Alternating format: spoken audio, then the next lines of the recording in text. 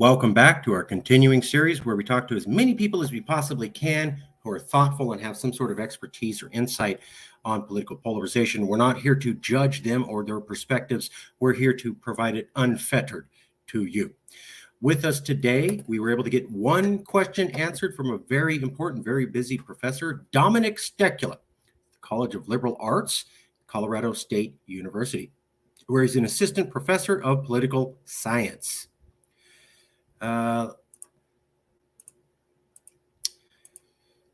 Dominik A.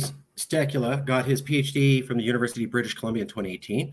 He's an assistant professor of political science at Colorado State University. His research interests encompass the intersection of political communication, political behavior, and science communication in the American, but also in a comparative context. Stecula's research focuses on examination of the news media environment and its effects on society by examining both the supply side content of the news and its effects on political polarization and attitudes about topics like climate change or vaccines, and demand side of news consumption, analysis of what sources people deem credible and why. His research appeared in peer-reviewed journals such as the American Journal of Political Science, British Journal of Political Science, Canadian Journal of Political Science, American Journal of Public Health, Harvard Kennedy School's Misinformation Review, International Journal of Press, Politics, Science Communication, and others. His writing has also appeared in popular outlets like the Washington Post, Philadelphia Inquirer, and Newsweek. This was the article that we found him on. In the Ohio Capitol Journal, talking across the political aisle isn't a cure-all, but it does help reduce hostility. Here's roughly what he had to say. As a scientist, we conducted an academic study throughout 2019, bringing people who said they identified as either Republican or Democrats together in person for cross-party conversations. We intended to examine the effects of in-person discussion on polarization. In total, we hosted over 500 people from around the metropolitan Philadelphia in community centers, libraries, schools, and any other venue that might have us. The result of this experiment, released in November 2021, is in a short book titled We Need to Talk, suggests that such conversations offer a pathway to minimizing animosity. In our work, we found that in-person conversations with people from the other side of the political spectrum reduced partisan hostility by almost 20%. Almost a fifth. Participants first read a short article suggesting that there's a surprising amount of consensus and common ground among Republicans and Democrats. Every participant then took turns expressing their agreement or disagreement with the text, and then were asked to discuss American politics more broadly. So when they got people together and they had them sit down and face each other, and they pointed out how much they have in common, they were typically able to reduce the animosity by 20%. That still means 80% of the animosity is intact. But this was a way to reduce animosity by having people meet and talk to each other after it's pointed out to them how much they have in common. So I asked them one question. Thanks for reading this. Can I interview you? He's very busy. So my one question, do you think that political polarization will calm down on its own naturally?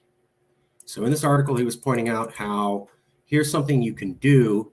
You can go and get people together and cause these conversations like they did. They got 500 people together and brought 500 people together in libraries, schools, and other venues. So they worked hard to bring 500 people together in different environments in the city of Philadelphia.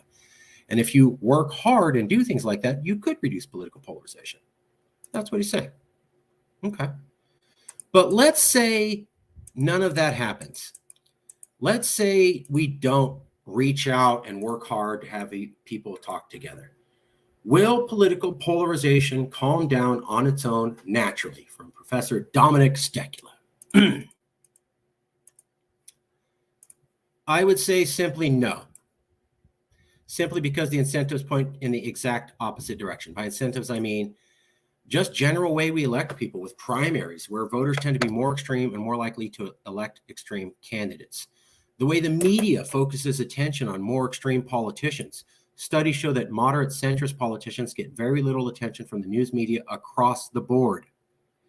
As politicians need media attention to elevate their status, fundraise, etc., they have every incentive to be angry, divisive, and polarizing, because that is more likely to get them attention, get them donations, and get them to turn voters out in the elections, since angry voters are motivated voters.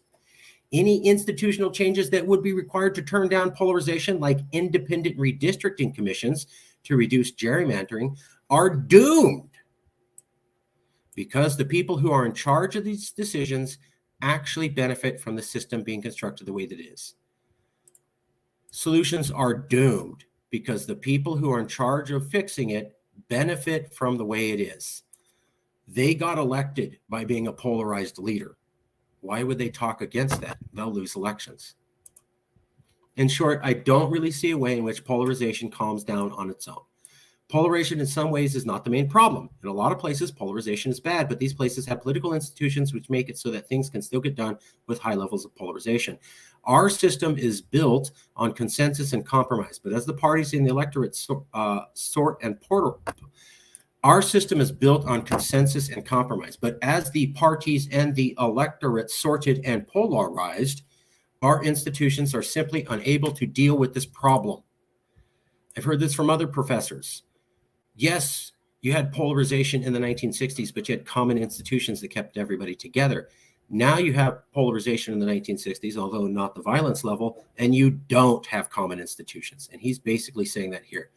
Our institutions aren't able to keep us all together as we become more polarized and sorted. So, no, I don't really think it'll end on its own, because the system rewards people keeping it polarized.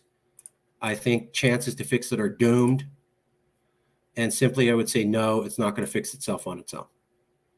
And that is from this professor, from that article. So he's saying there is a way to reduce polarization, not fix it, reduce it by 20%. And that's if you go out of your way to get 500 people together in a city. We would all need to be doing that at the 200 million person scale.